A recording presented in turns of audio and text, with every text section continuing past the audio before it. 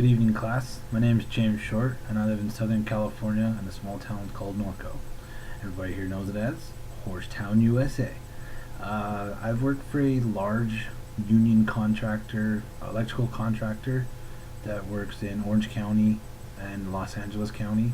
I'm now a project engineer for this company. I started out in this business as a apprentice when I was 22 years old, and now that I'm 35, I'm a project engineer and have learned to grow as a leader from an apprentice to a journeyman to a foreman to now a project engineer working to be a project manager, hopefully even a group executive someday in the future.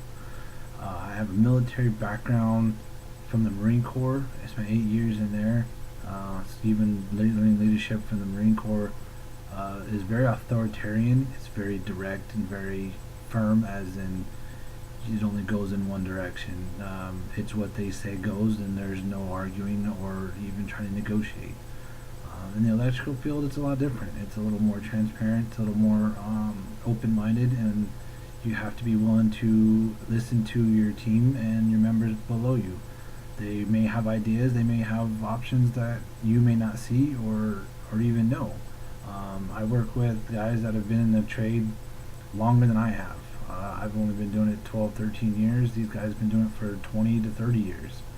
I value everything that they know, and I hope to learn more from them every day.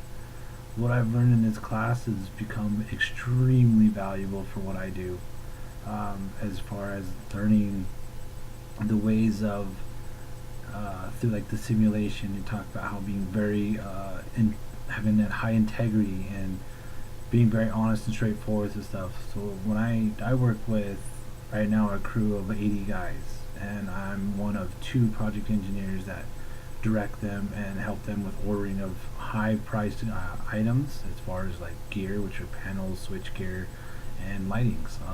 Our lighting contract on this job that I'm on now is $7 million. It's very huge. But being able to deal with these guys, there's, like I said, 80 guys. I have 6 general foremen under me, and they have 2 to 3 foremen under them. Then you've got journeyman and apprentice. You have to be able to work with the general foreman to who they can pass down information that you're telling them to the group below them, and to get the work done efficiently. So I had to learn how to be a little more transparent, address some of the behaviors, and have a structure. Having a structure was huge.